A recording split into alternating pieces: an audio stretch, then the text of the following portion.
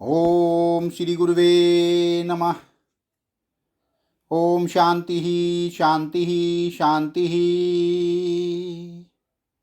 प्रणाम भगवान। भगवान अभी हमारा सत्संग जीवन मुक्ति विवेक श्री स्वामी अखंड आनंद सरस्वती जी महाराज द्वारा विरचित और स्वामी जी ने प्रवचन के माध्यम से व्याख्या की है। प्रवचन नंबर 12 से एपिसोड नंबर 2 लेते हैं भगवान। कैसे बताते हैं स्वामी जी कि देखो, हम बड़े बड़े महात्माओं की चर्चा छोड़ देते हैं।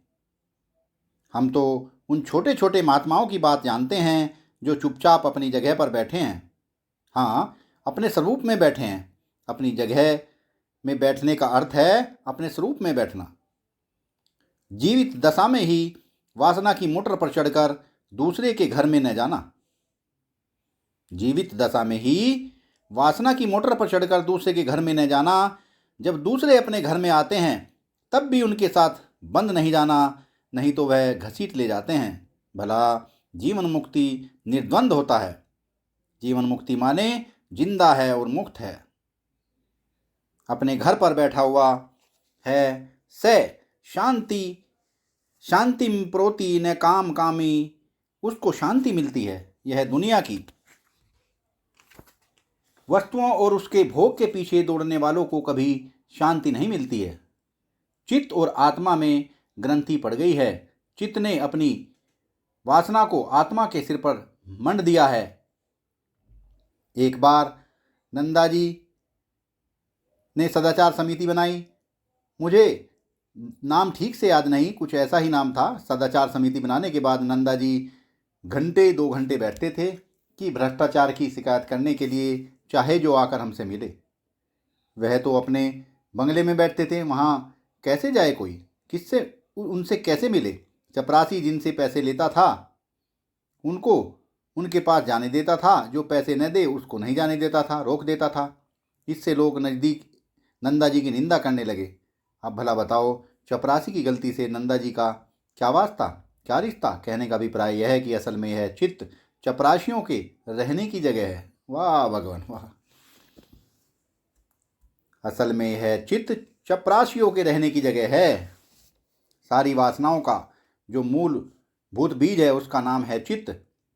यह क्या करता है? यह कर्मचारी लोग, सेक्रेटरी लोग बड़ों के नाम से फ़ोन कर देते हैं कि कलेक्टर साहब, मिनिस्टर साहब की यह इच्छा है, आप ऐसा कर दीजिए।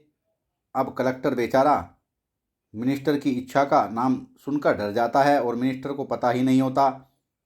ऐसे भी अनेक प्रसंग होते हैं। हाँ, सेक्रेटरी लोग कहते हैं कि मिनिस्टरों की यह इच्छा है और उनसे पता लगाने पर मालूम पड़ता है कि यह इच्छा बिल्कुल भी नहीं है। इसके बारे में उनकी कोई दस्तानदाजी भी नहीं है।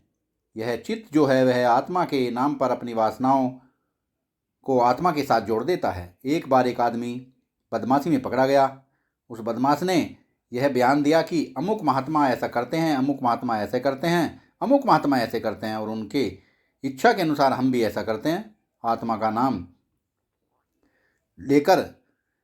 लेकर के यह चित्त अपनी ही वासनाओं को आत्मा की वासना बताता है, हमारे मैं की वासना बताता है और आत्मा के अस्तित्व से लाभ उठाता है। यह साक्षी देवता क्या करते हैं? आत्मा क्या करता है? आत्मा अपनी नित्यता को, अपनी विषयानुभूति को, विषय प्रकाशता को, अपने स्वरूप भूत आनंद को चित्त के हवाले कर देता है। आत्मा के 3 धर्म चित्त में आ जाते हैं, नित्यता, अनुभूति और आनंद। चित्त का समग्र वासनापुंज आत्मा के साथ जुड़ जाता है, इसलिए हम अपने को वासनावान सब मानते हैं। असल में वासनावानपना जो है वह एक अविचारित ग्रंथि है, अज्ञानमूलक ग्रंथि है, भ्रांतिमूलक ग्रंथि है, कल्पित ग्रंथि है। साक्षी और चित्त के बीच में गांठ पड़ गई है। चित्त के धर्म को आत्मा अपने में स्वीकार कर रहा है। चित्त के पास स्पुतनी बहुत है। ये अय्यार हैं। जैसे दूसरों से मिलने वाली औरतें होती हैं, वैसे ही ये वृत्तियाँ चित्त के अधीन हैं, चित्त की दासी हैं। ये वृत्तियाँ आत्मदेव को विषयों से मिलाने का काम करती हैं। जीवन मुक्ति का क्या अर्थ होता है? ये जो वृत्तियाँ हैं और इनका जो मालिक है, जिसमें जाकर के ये सोती हैं, लीन होती हैं, जो बीज है चित्त, उनके साथ आत्मा की असंगतता।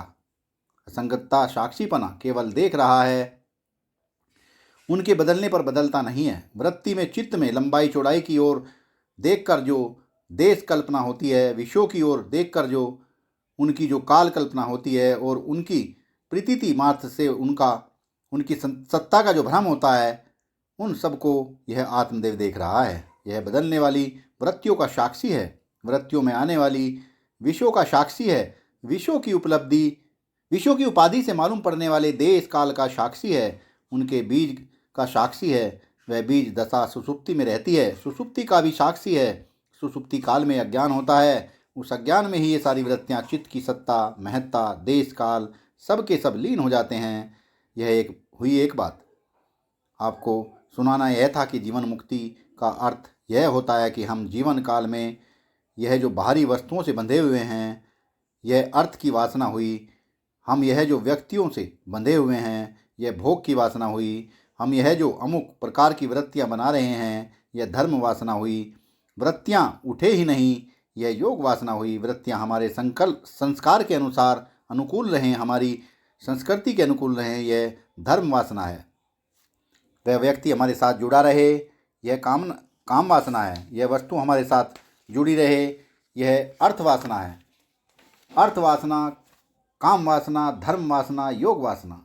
भला इन सब वासनाओं और वासनाओं के बीज को चित्त अपने पेट में रखता है। उस चित्त से एक होकर के हम अपने को कामकामी मानते हैं। कामकामी को कभी शांति नहीं मिल सकती। सत्संग को विराम देते हैं भगवान, आगे का सत्संग कर लेंगे। प्रणाम भगवान।